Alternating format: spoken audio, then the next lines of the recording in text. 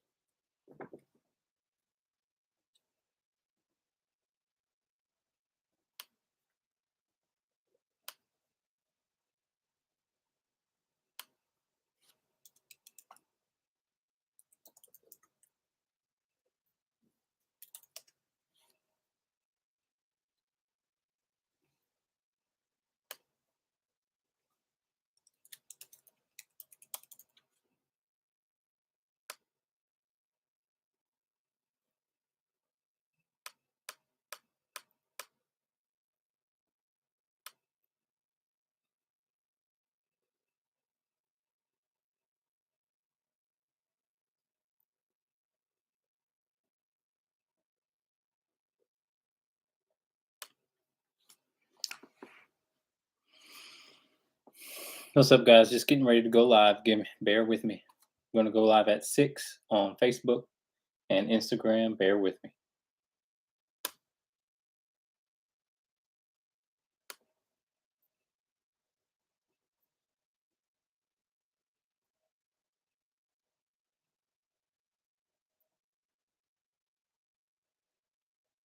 Nice. All right.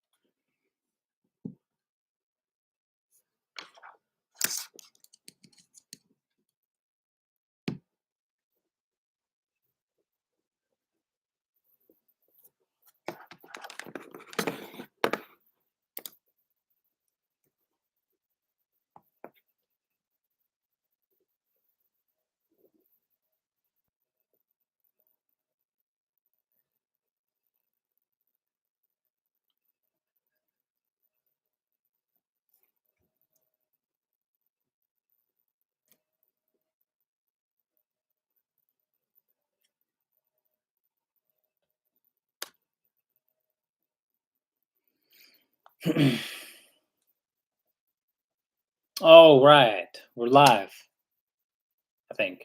Hold on. There we go. Okay, guys, we're live. Live on Facebook, Instagram, and YouTube. Answering any and all dog training questions. Please feel free to ask as many questions as you'd like. Again, we're here on Facebook, Instagram, and YouTube.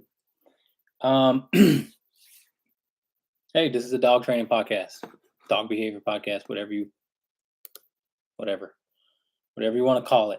Any questions you have about your dogs, please feel free to ask. No question is a dumb question. And we do have some, I think we have some questions. Let me pull up my Facebook page.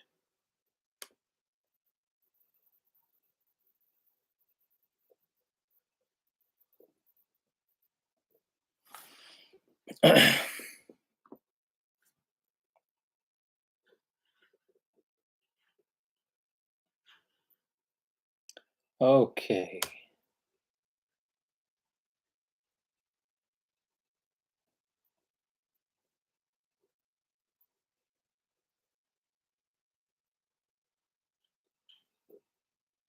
All right. Give me a second, guys. This thing is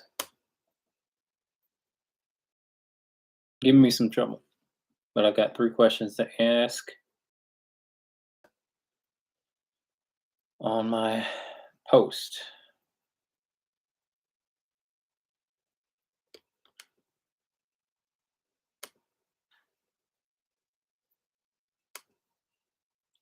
All right.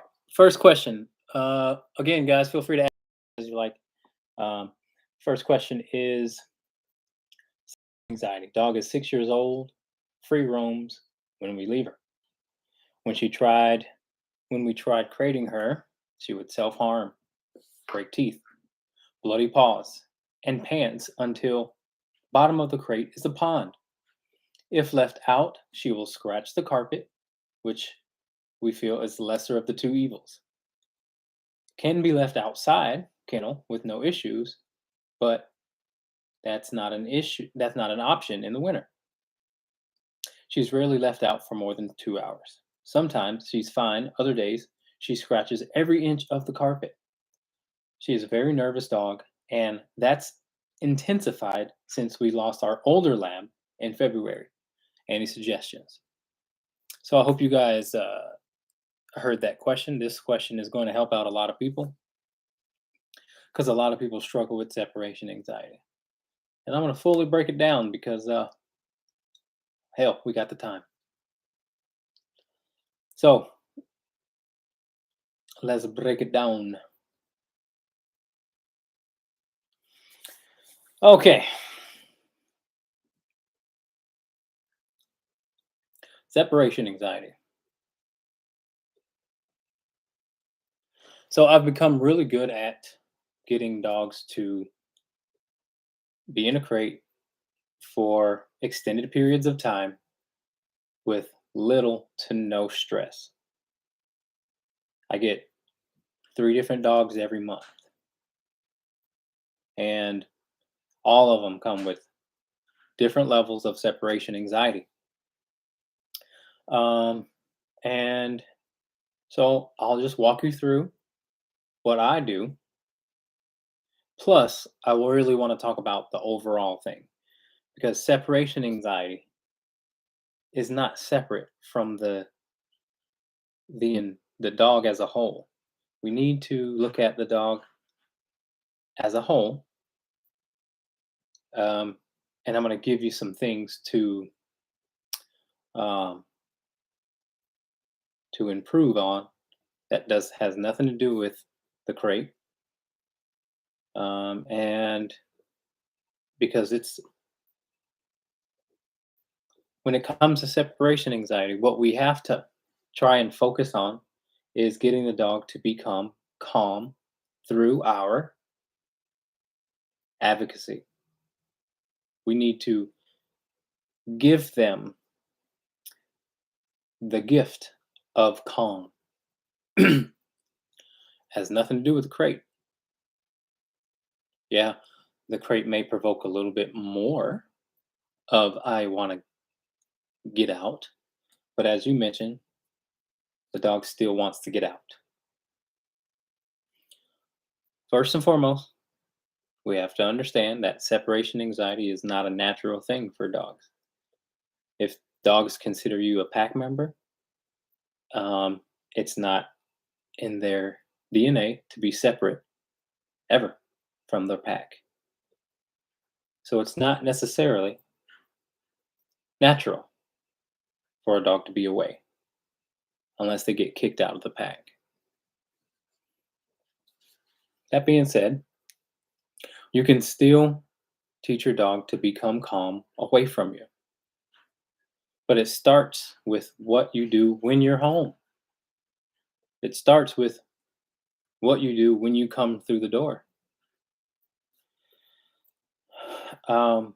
First and foremost, when you come through your door, forget ignoring, because that just doesn't work. You have to give your dog a job to do. Now, that's where the real hard work begins. And that's where the improvement will start to manifest. When you walk in the door, and your dog greets you excitedly, and your dog suffers from separation anxiety, and your dog greets you excitedly,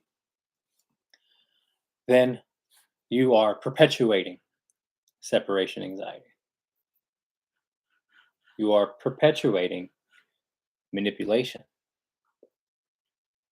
You are perpetuating pushy behavior, jumping, barking, all those things are all behaviors linked to separation anxiety. So I'm going to go through everything that a dog does that is linked to separation anxiety so that you have the best chance. Even if the dog doesn't do the things that I mentioned, pick on some of the things that they do because I know they do. Um, and start to capitalize on those things. So, again, when you walk through the door, you have to, and this is hard, but you have to give your dog a job, which is to go lay down. If you touch the dog that is greeting you excitedly, then again, you're reinforcing that anxiety. You almost have to make sure, you almost have to tell the dog by doing that technique, go lay down. You almost have, you're almost telling the dog, hey, I've came, I mean, I've arrived and it's not a big deal that I've been gone.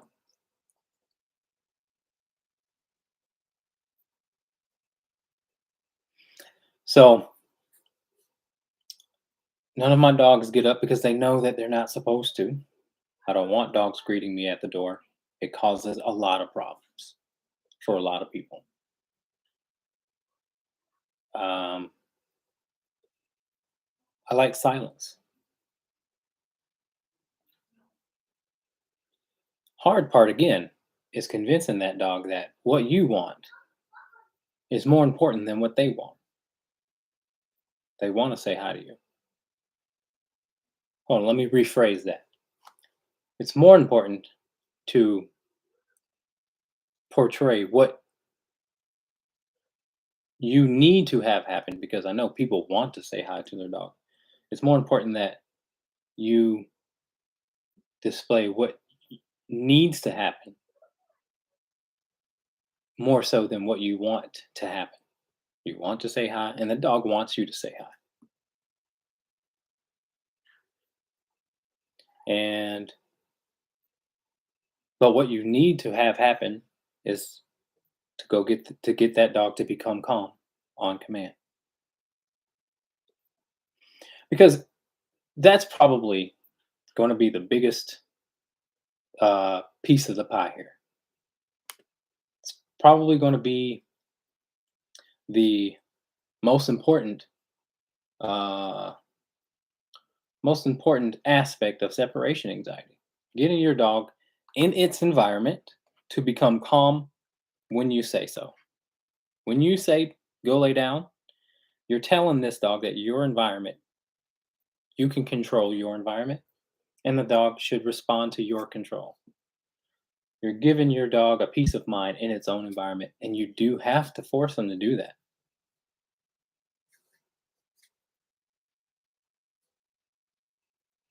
Because too much freedom allows anxiety to grow. Too much uh,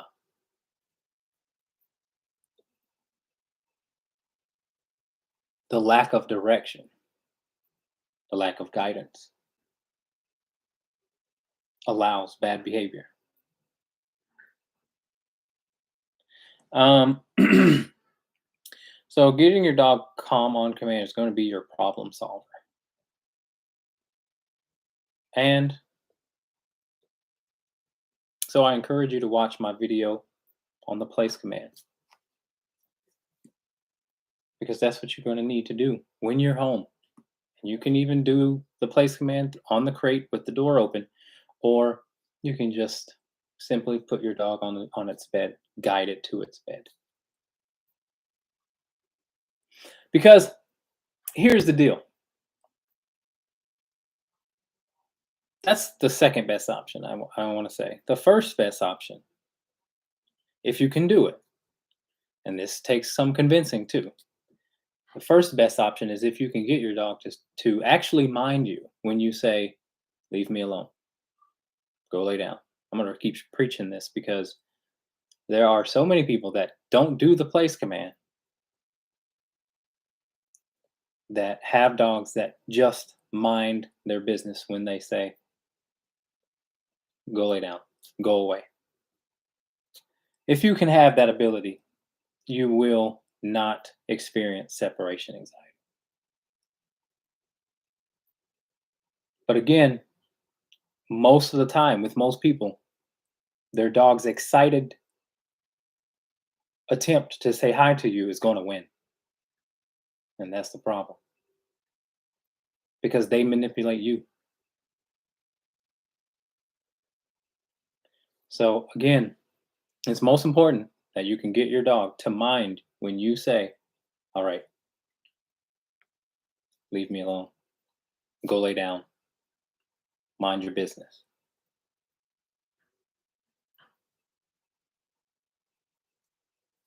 All right. But watch my video, my YouTube video on how to place, how to teach the place command. That's a good starting point. But again, bottom line, when you walk through that door, your dog cannot greet you excitedly if you're going to tackle the separation anxiety. All right. All right. We got some new questions. Hey, Doug.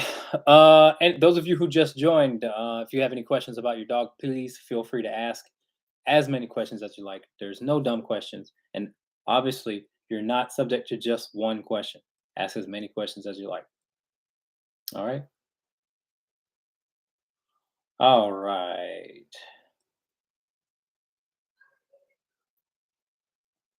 All right. Virginia says, how to you get owners to understand the lack of guidance and structure causes problems? How do I get them to understand?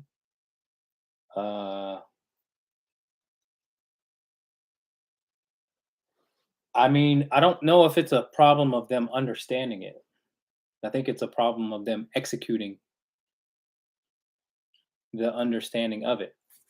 There's that quote that says, to know and not do is really not to know. So, I mean, that just contradicted what I said.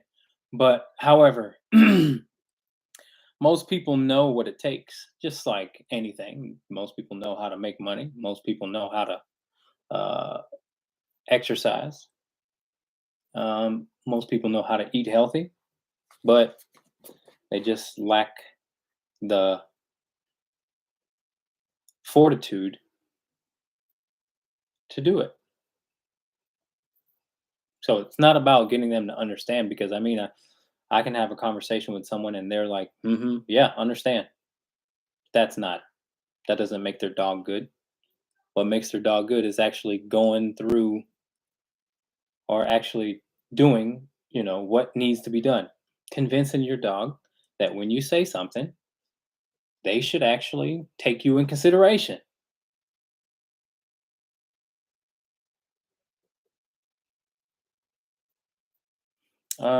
I was talking to this lady on the phone, and well, we'll go back to that. We'll answer some more questions.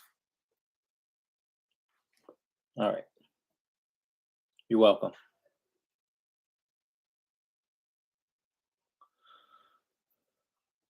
How do Mochi and I join the pack walk this weekend?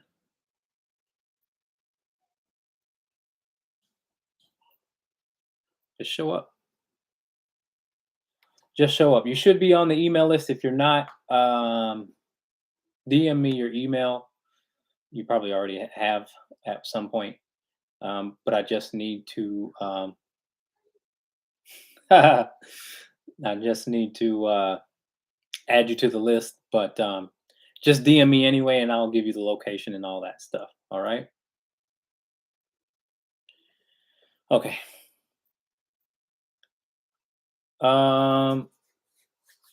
Beth says, need advice on separation anxiety, please. Give that puppy some time. It did just come to you, you know. Hey, Chris, how are you? Long time no chat.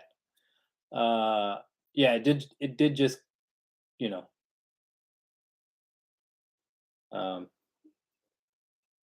come from the breeder, come from its mother. So sometimes those things take time to adjust. The the thing about puppies is you got to learn that puppy. You're going to have some sleepless nights. Um, but I would say this: is it a male or a female? Well, it doesn't matter. I'll get back to it, Lori. I'll get back to it. Um, I'll say this: 9 o'clock, maybe 2 o'clock, then you should be good to about 6, 7.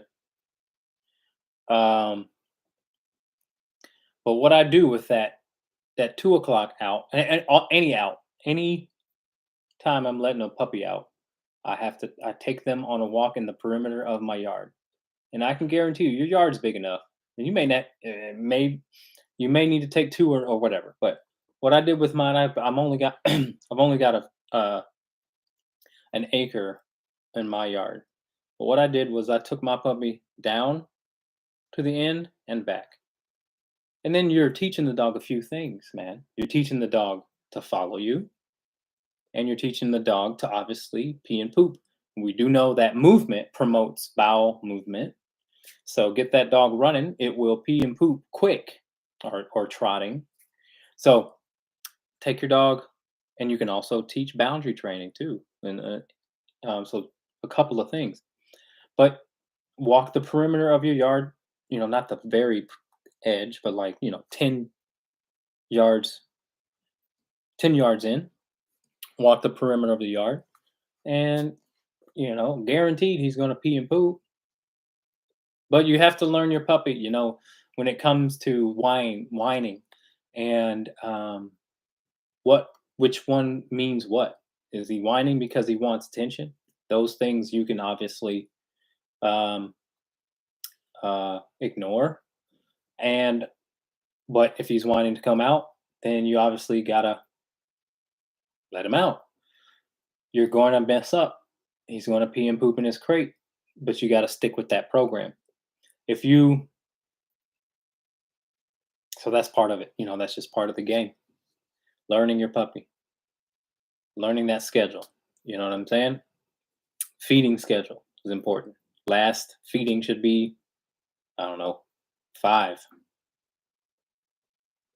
And then you'll get to know his habits, especially if he doesn't get too many treats. Now, I'd stay away from too many treats so you can learn his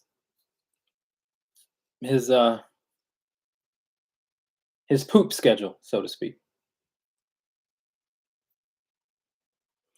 And you don't have to necessarily. A lot of people want to praise their dog and give them treats for peeing and pooping outside. Man, it doesn't matter. Take the dog to a grassy area, and it's automatically going to want to pee and poop. No, no need to celebrate something so elementary. So there we go. Zeb says, how to stop a dog from pooping in the house. So You may have to bring out the crate again if they're pooping in the house, or or keep a better eye on the dog, depending on how old the dog is. Um, but again, more important, if the dog is an adult dog, the feeding schedule is important. Adult dogs should be fed once a day. It's better for their health and obviously easier to predict poop or to not predict poop, but learn their pooping schedule, keep them on a nice. Here's the deal: you only have to let your dog out 4 or 5 times, so space them out. As an adult dog, you can space them out. You don't need bells. They don't need to tell you when they need to be let out. You just keep in the back of your mind. All right, well, it's been a while. Then they need to go out. They shouldn't be begging to go outside though, unless they have diarrhea. You know, um, but for the most part, my dog, my not for the most part, my dogs never ask me to go out. They don't wake me up. I can sleep in as long as I want. And they know that. They can hold it when I decide to get up. I get up very early. However, sometimes I don't get out to the kennel or let my dogs out until 7, 8, uh, 9, and they're fine. So it's all about learning your dog, and also making sure that you give them enough out so that they don't have to tell you, "Hey, I gotta go." But it's not the worst thing in the world for the dog to tell you that they gotta go out either. So sometimes you do forget, I guess, but not me. Just because maybe because I've done it for so long, I don't forget. So all right, let's keep it moving, y'all. Thank you for all these questions. Keep asking them. Okay, let's see. Hey, Jeremy, tomorrow I am taking Clovis to meet a possible adoptee. 2.5 male Rottweiler, well balanced, nice temperament.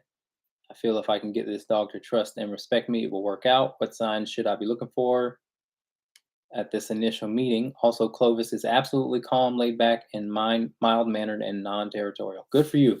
I'm glad. I'm glad. Uh, what should you be looking for at this initial meeting? Hmm. Well, what you should be looking for is if they, vibe, if they get along. Um, is one submissive and one dominant, or are they both mild mannered? One's going to be over the other, and is the other that's going to be under going to be okay being under? Otherwise, you may have conflict. Um, resource aggression. You may want to test. Um, so use a, I don't know. You can use a low valued item, something that Clovis doesn't give a crap about, and throw it and see if they both fight over it. Um, Not initially, but after a while, maybe they've been vibing. But I can tell you what to do during the initial meeting. I don't want to tell you what to look for. I mean, I'll tell you what to do, and that is don't sit down, don't pet dogs. And if Clovis comes and sit down, does if Clovis comes and sits down by you, move away so he doesn't get resource aggressive from you, of you, um, and correct any, lip curling, correct any stiff body posture. I don't know. What are you getting? A male or a female? Please don't. 2.5-year-old male. Yeah, man. Why a male? No. Yeah, I don't know about all that.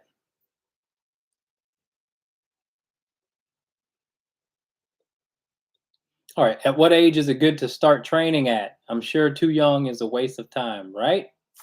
No, no, no, no, no, no. So it depends on what you want. It depends on, yeah, it depends on what you want, but it also depends on um it depends on what, what kind of training you're talking about. Are you talking about like obedience? Because you can also what they call, what's the technical dog term? It's called operant conditioning. There's a lot of there's a few things you can do to start getting that dog to do obedience by kind of luring them into it, especially with a driven dog like a Malinois. They're going to be super easy. The part that you want to start with is, like I say, when you let that dog out, you can already teach follow me, come, name, and you can even do sit if you like. All those things dude, all those things sit down, stay, you can teach in 2 seconds. You know what I mean? Especially with a driven dog.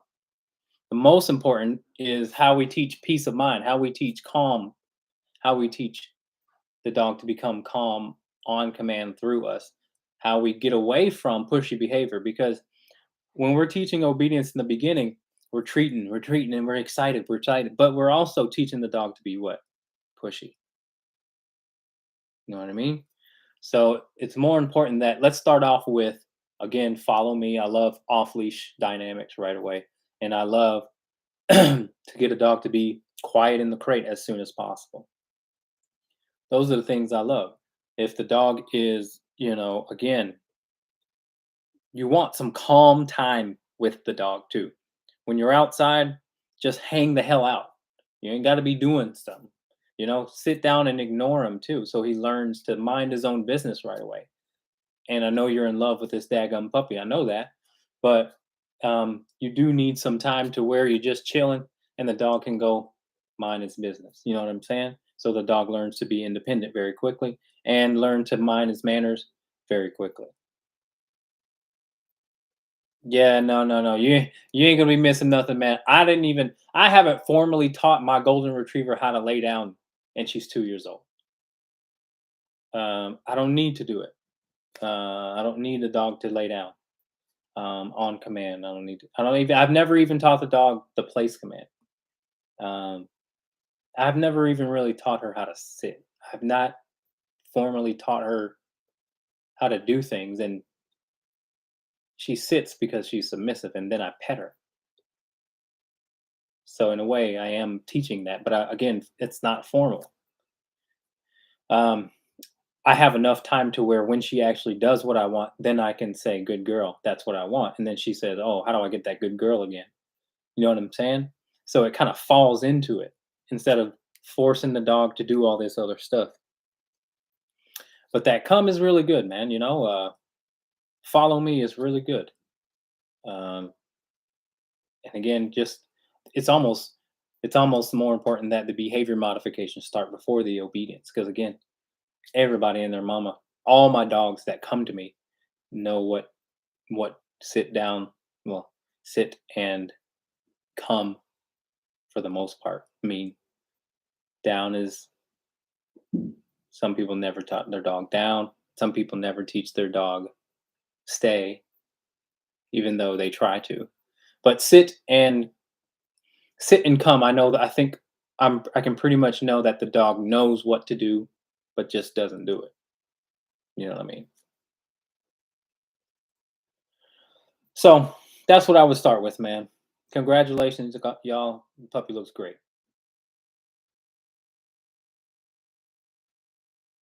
It'd be nice if he knew sit and down and all that stuff before the real Malinois comes out. No, man, those are separate. Obedience and behavior are separate. Again, case in point, people who don't know anything about obedience have good dogs just because they're kind of an asshole to their dog. Their dogs just mind their business. Sometimes we're way too involved in trying to get the dog to do something where some people can just do nothing and their dogs behave. They may not know, it's like book smart versus street smart. That's why homeless people's dogs are very good. They don't know spin, sit, heel, come down. They don't know all that, but they are very well adjusted to all of the things the world brings: strangers, dogs, trucks, um, all that stuff. Heck yeah, I'm coming. I'm coming, man. Dang right. I'd love to meet him. All right, let's see. What else we got?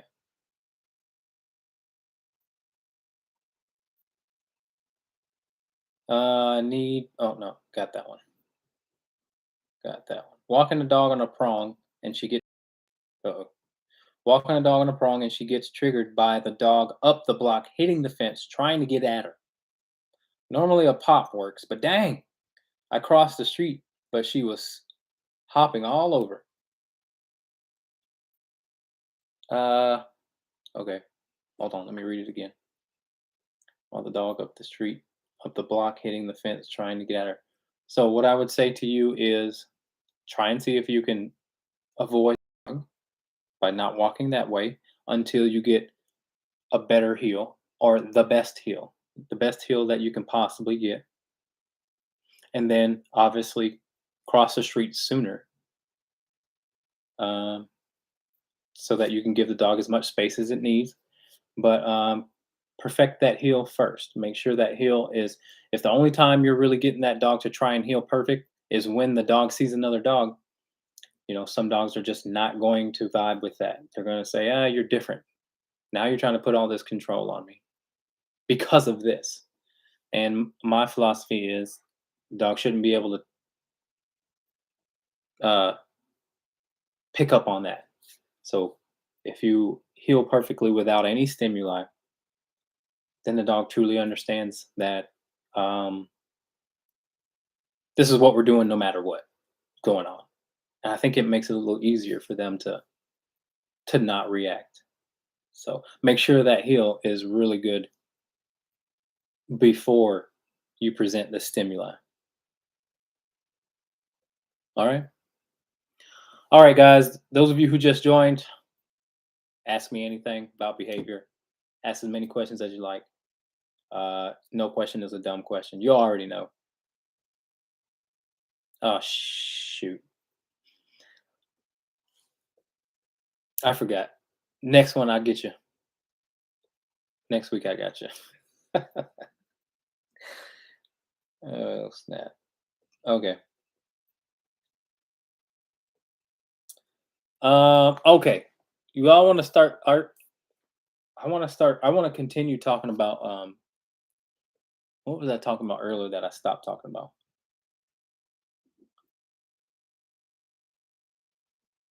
Oh, yeah, yeah, yeah. Separation anxiety.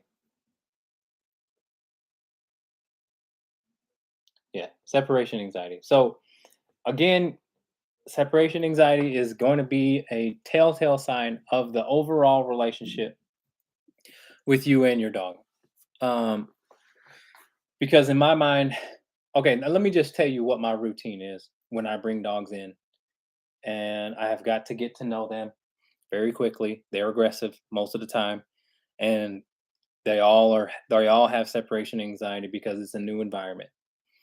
So it may be a little easier for me because they don't know me and they don't they're questioning themselves a little bit. So fair enough, but they don't doesn't mean they don't try. So what I want to tell you is, okay, when I bring a dog in, first and foremost, obviously, for separation anxiety, especially for young dogs or even old dogs, but check to see how much exercise they're getting. If you exercise them one day and they scratch less, they try and get out less, then you discover that it might be a Exercise issue. Make sure your dog's exercised before putting them in a crate for long periods of time. And and I don't mean rigorous exercise every single day. I don't mean that. Especially for older dogs, they don't need it all the time. Especially for young puppies too. Don't give them too much exercise. Um, but finding that right amount of exercise that's going to get them to give in, so to speak, quicker, sooner. Um, so check the level of exercise that you're going th- that you're that's the first thing. And then obvious thing is crate your dog while you're home. Crate your dog while you're home. Well, okay, hold on. Got to back it up. There's just something I missed. That's more important, and it's hard though. Okay, so more importantly, your dog must learn how to sit or down without treats.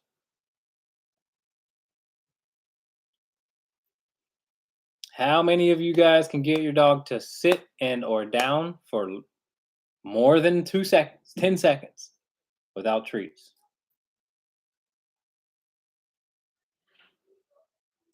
I think that's probably the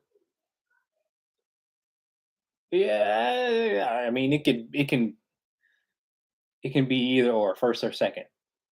Number one priority again is probably exercise, but then it's real close second is can you get your dog to sit and down without treats? Um,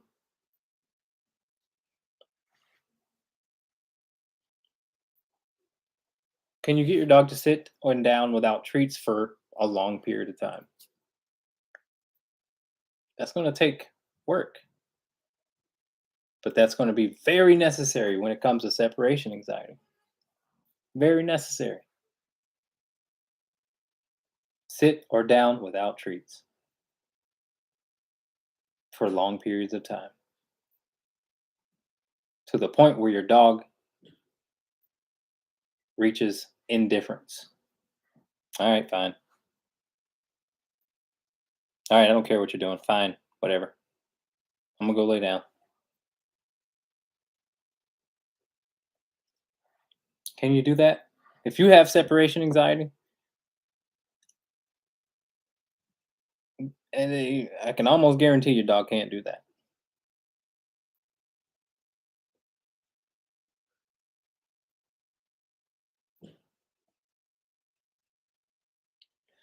So if you have that, first foremost, we got to get that. Sit down, leave me alone, go lay down. Without treats, extended period of time. Now, if you have that tool, now you can use that. It's going to take some time, going to take some convincing, especially for a dog that's older. But what you do is you take your dog on a walk, and then you can practice those sits, non-negotiable sits, for 20 seconds or more, 20 to 30 seconds.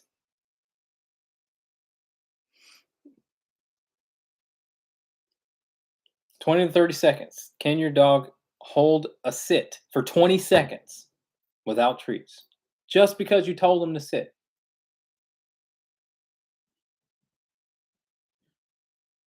The problem is when we're teaching dogs, we reinforce right away, way too soon. Sit. Good girl, good boy. Down. Good boy, good girl. And then what's the dog do? Get up again. You're teaching the dog that just doesn't have to listen, but for 2 seconds.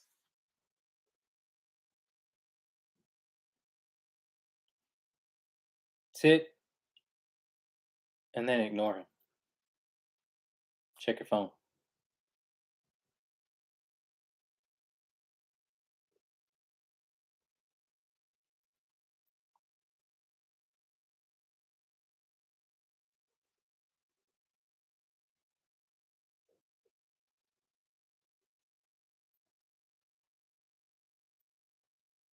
Good boy.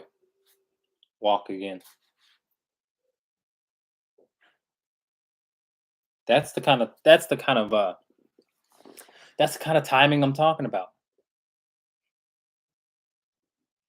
That's how you tackle separation anxiety. Step number 1. Get your dog to mind your indifference. Because when I'm sitting my dogs, they know, well, let me settle in here, maybe in it for the long haul. And they just chill. Man, you're gonna need that. You're gonna want that. Every person wants that. If you want your dog to be able to be good in many multiple environments in the public, for sure. That's the kind of dog you want. That's the kind of dog you want to train. You want to build. It's convenient for you, and it's a peace of mind for the dog. So again, be able to sit your dog for 20 seconds without any treats. And they actually stay in that sit without you having to put them back in the sit. Step 1, separation anxiety. Get your dog to sit without treats for 20 seconds. When that 20 seconds is up, depending on the excitability of your dog, you can either just say, good, good girl, good boy, or thank you. If your dog decides to get up during those 20 seconds, add 10 more seconds.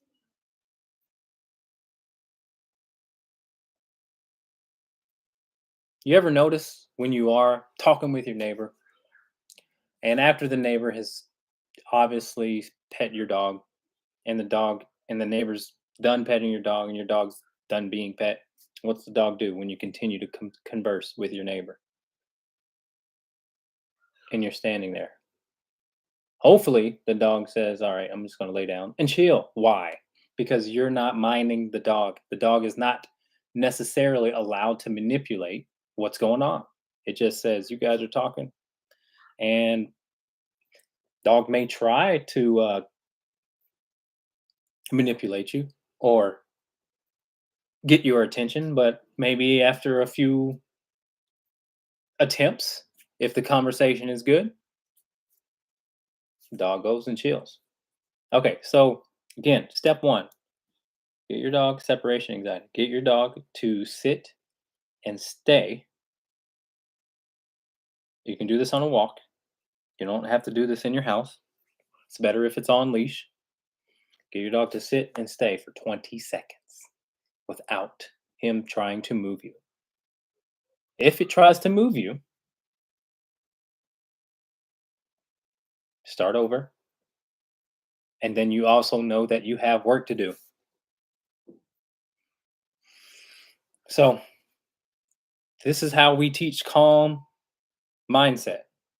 Very important. We can get our dogs to be convinced that when you stop and when you say sit, there's not much they can do to get out of that situation. They may jump. The worst of them may jump. The worst of them may even bite the leash. Worst of them may even bite you. They may try and pull you out of this situation, this whatever. They may try and move you, but let them try all of that, and keep in your mind that you're going to come back here and you're going to sit for 20 seconds. Okay, step 1. Now,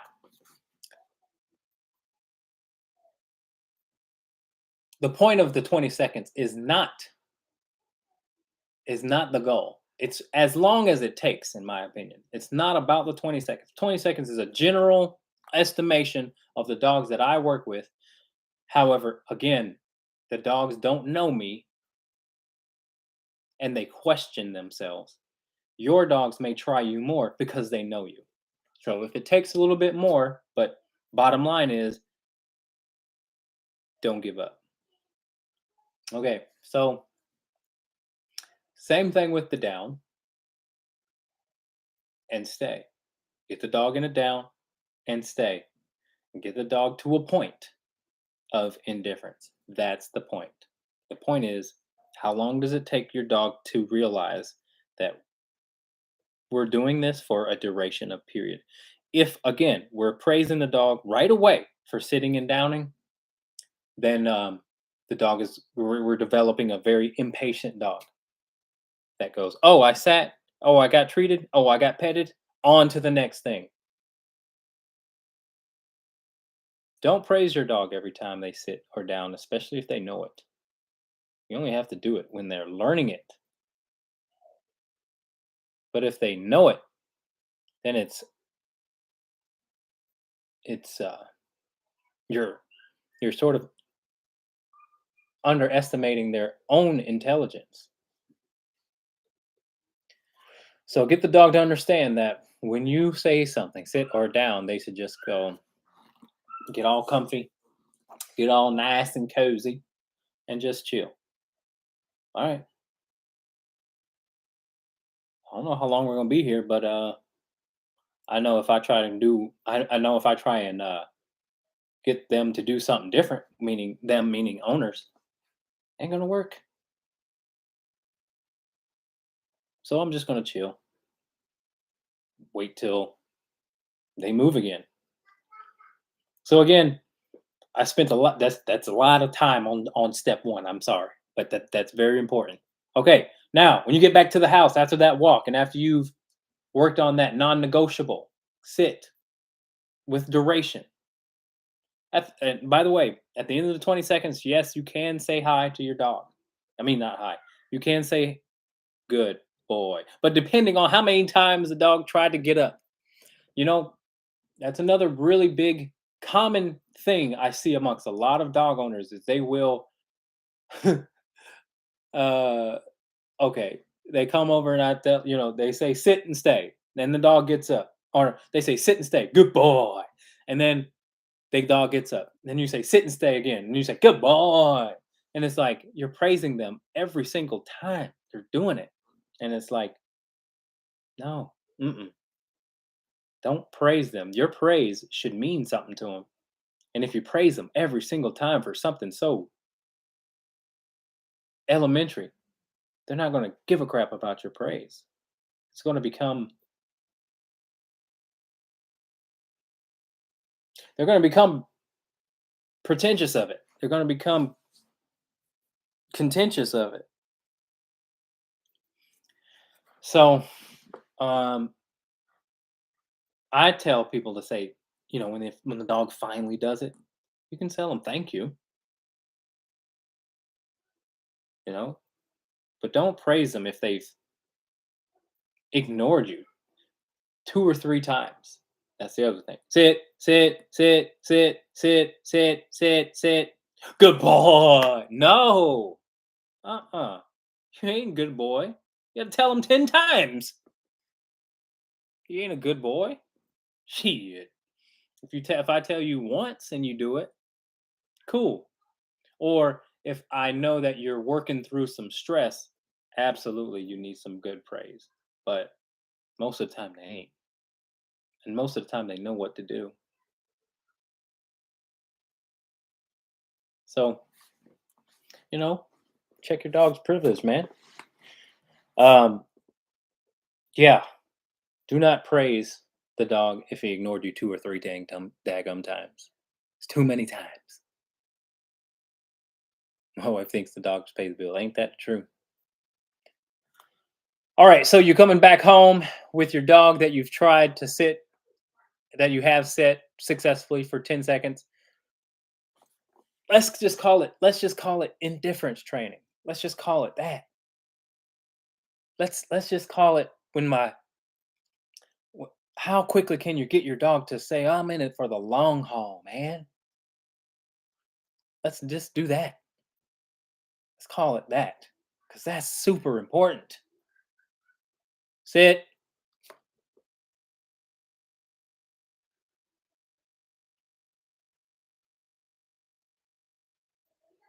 That's what I'm talking about. Now, when you go home, if you got that, when you get to the house and you got that under your belt, you got that tool now. When you go home, and we're still talking about separation anxiety. I'm going off on a.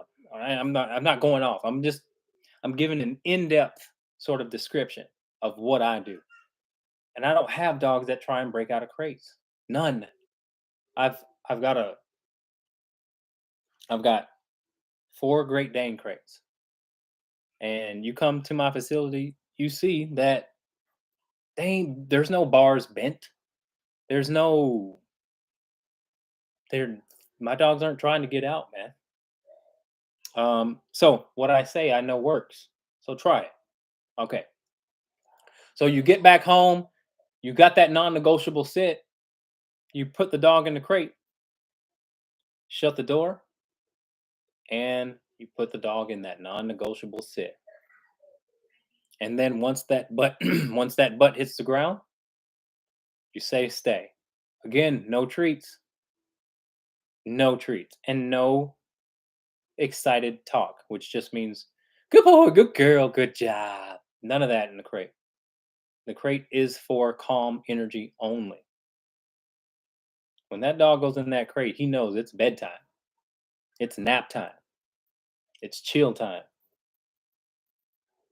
So get your dog to understand that, like, this environment means chill. Just like a baby's cradle, just like a baby's bed, just like our bed. When we're in the bed, we're calm, cool, chilling. So we have to make them do that just like we do make, children do the same thing, young children. But put that dog in a sit, tell them to stay, walk away. Put the dog in a sit, tell them to stay, walk away. If the dog gets up, walk back to the crate. Tina, sit, stay. Once the butt hits the ground, stay, walk away. The dog must sit, though. Dog must sit. If you have separation anxiety, your dog has separation anxiety, the dog must be either in a sit or a down. Work on it while you're home. Work on it while you're home. Get the dog to become comfortable in the crate. That's the key.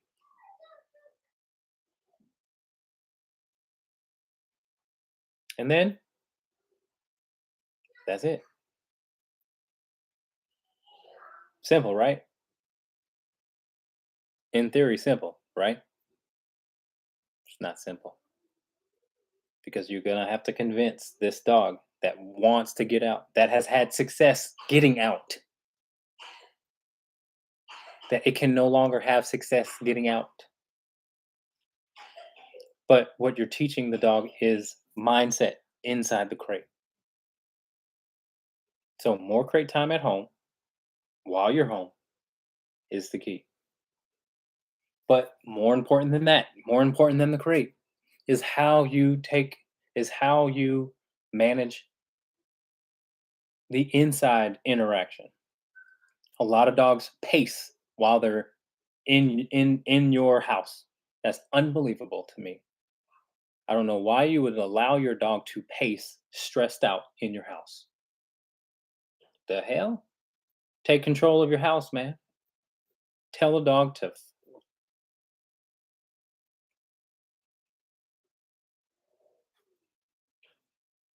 jeez. Tell him something. Make him do something. It'll help him out. He wants you to make him do something. He's asking for it. Give me something to do.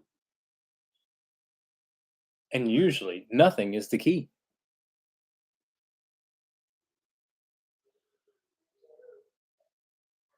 But if you allow your dog to pace inside the house, of course they're going to have separation anxiety. You letting them stress out in their environment, in your environment, with you there. Of course they're going to stress out when you're not there. So again, very important that you teach mindset while you're home. Because you're creating a safe space, you're creating the environment, be in a calm, stable environment if you take control of your environment and not allowing the dog to dictate whether to be stressed or not. And I would even go as far as saying your dog doesn't even trust you if it has separation anxiety. Dog doesn't trust you, has no confidence in you.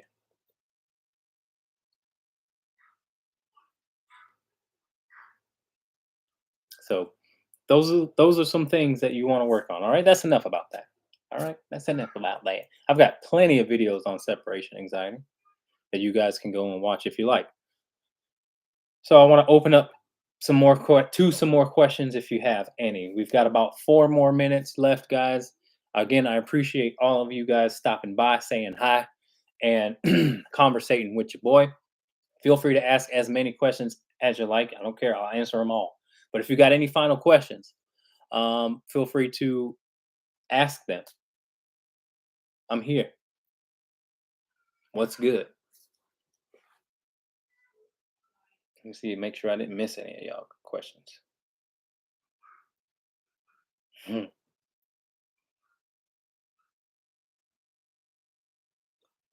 Let's see. Yeah, I got them all on there. Instagram, you ain't got no questions? Treadmill. You got questions about treadmill? I've got a good treadmill video. Well, actually, I should update. I should do a how to treadmill. Man, I just put a pit bull on there today for the first time. But I've got a Malinois that I can put on the treadmill for the first time. So maybe I'll do a new how to video treadmill. But basically, man, real quick, the treadmill, I like to say, oh, how do I? Oh, wait, no, that's not a good question. Okay, all right. Okay, so treadmill, real quick. I like to try and simulate the walk,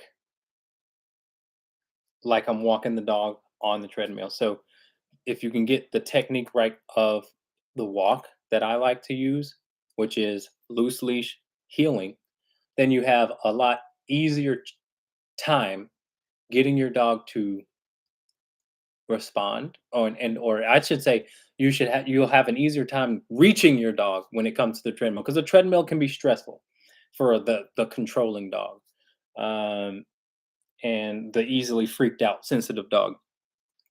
But it's all about reaching them, man. And it's that relationship, that that confidence, the dog that has confidence in you, and you build that by doing those things off of the treadmill, because those things are not freaking separate.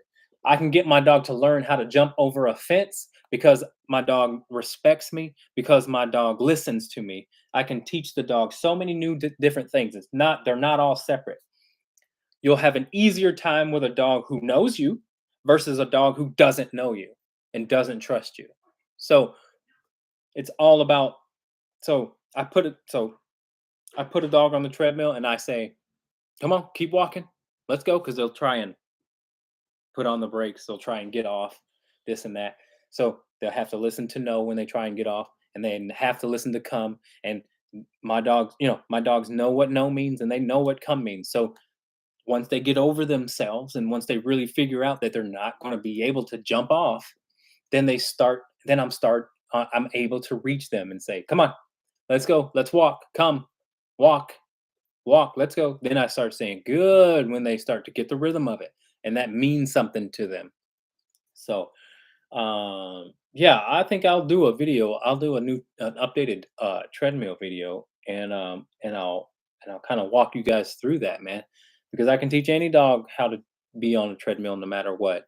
The big guys are the toughest because they're big and they know how to get off in that. But bottom line is, we got to put them in a nice safe box, and they got to know that they can't go this way, they can't go this way, they can't go this way, and they can't go this way.